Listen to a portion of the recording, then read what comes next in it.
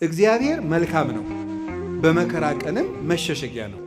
እግዚአብሔር ሰይጣንን እንዲፈትነን ለምን ይፈቅድለታል? እርግጠኛ ነኝ የሁላችሁም ጥያቄ ነው። እግዚአብሔር መልካም ከሆነ ለምንድን ነው እንደዚህ ያለ ችግር ሲደርስብን ዝም የሚለን? ለምን ዝም ይላል እግዚአብሔር የሚል ነገር አለ። መጽሐፍ ቅዱስንም ስናነብ የሚጋጭ የሚመስል ነገር ብዙ ነገር ታገኛላችሁ። የመጀመሪያው እግዚአብሔር ባህሪው መልካም ነው። ባህሪው መልካም ነው። በሱ ዘንድ ክፉ የለም። አልወ ጽልመት ውስተ መክፈልታቲሁ። በእግዚአብሔር በባህሪው ኃጢአት የለበትም፣ ነውር ነቀፋ የለበትም። እስመ ንጹሕ አጠባያቲሁ ለእግዚአብሔር። የእግዚአብሔር ባህሪ ሁሉ ፍጹም ንጹሕ ነው። እግዚአብሔር ባህሪው ንጹሕ ነው። ፈቃዱ ደግሞ መልካም ነው። ኄር እግዚአብሔር ለእለ ይትዔገሥዎ ወያድኅኖሙ በጊዜ ምንዳቤሆሙ። እግዚአብሔር ለሚታገሱት ሁሉ እግዚአብሔር መልካም ነው፣ በመከራ ቀንም መሸሸጊያ ነው ይላል።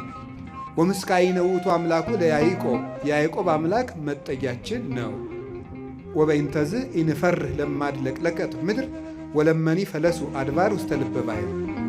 ስለዚህ ተራሮች ተነስተው ወደ ባህር ልብ እንኳን ተነስተው ቢገቡ ወይም ቢነቀሉ አንደነግጥም፣ የያዕቆብ አምላክ መጠጊያችን ነውና። እግዚአብሔር ብርሃኔና መድኃኒቴ ነው፣ የሚያስፈራኝ ምንም የለም። እግዚአብሔር ምእመና ለሕይወቴ። እግዚአብሔር የሕይወቴ መታመኛዋ ነው። እግዚአብሔር መልካም ከሆነ ቸርም ከሆነ እንዳንጠፋም የሚፈልግ ከሆነ እንድንድንም የሚፈልግ ከሆነ ቸርረኛችንም ከሆነ እሱን ከተጠጋን ምንም የሚነጥቀን ከሌለ በሱ ስም እያመንን እሱን ጥግ እያደረግን የእሱን ስም እየጠራን እየጸለይን እያስቀደስን በጎ እግዚአብሔር የት ሂዶ ክፉ ይደርስብናል የሚል ጥያቄ ሁላችንም እንጠይቃለን። ዲያብሎስ ራሱ ክፉ ነገርን ያመጣና እግዚአብሔር ቸር ከሆነ ክፉ ነገር ለምን አመጣብህ ብሎ ደግሞ ይጠይቃል። ለዚህ መልስ ያጣች ነፍስ በእግዚአብሔር ተስፋ ቆርታ ትኮበልላለች። ኃጢአተኛ ሰው እግዚአብሔርን አወከው ይላሉ ሊቃውንቱ። አወከው ማለት ነው እንዳይምረው ኃጢአት ይጨምራል፣ እንዳይቀስፈው ጥቂት ጥቂት ጽድቅ ይሰራል። አንድ ዲያቆን ነው አይደል የተባለው፣ መቅደስ ውስጥ ቅዱስ ጳውሎስን መልእክት ማንበቡን ትቷሉ የኢዮብን መጽሐፍ ያነባል አሉ። እንዲያው እኮ ይገርማል። እና የሚያነበው ደግሞ አነግስ ብእሴ መደለው የሚለው ነው። አፄ ቴዎድሮስ እያስቀደሱ ነው ይባላል። ጨካኝ ንጉሥ አነግሳለሁ የሚለውን ነው የሚያነበው። ጨካኝ ንጉሥ አነግሳለሁ ብሏል እግዚአብሔር የሚለውን ያነባል። ምን ብለው ጨመሩበት እሳቸው? ቀጥሎ ያለውን እሱ ግን አይላትም አውቆ በይንተ ከየህዝብ የሚለውን ጨምረው እንጂ ያሉታል። ስለ ህዝቡ ክፋት የሚለውን ጨምረህ አነበዋል። ስለምኑ ክፋት ነው? ስለ ህዝቡ ክፋት። ስለዚህ ክፉ ነገርን ማን ነው ያመጣው ካላችሁን፣ እኛ በሉ ንገሩኝ እንጂ እኛ ነን ክፉ ነገርን የምናመጣው።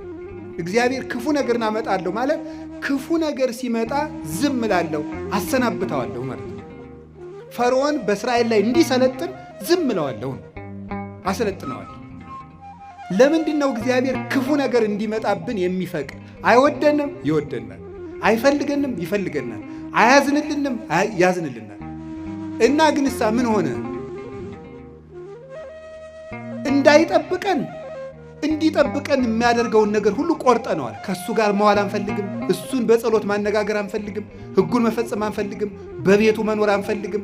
መታረቅ አንፈልግም። መስማማት አንፈልግም። በምን መልኩ ይጠብቀን? አብሮን ቢኖር ክፉ አይደርስብንም።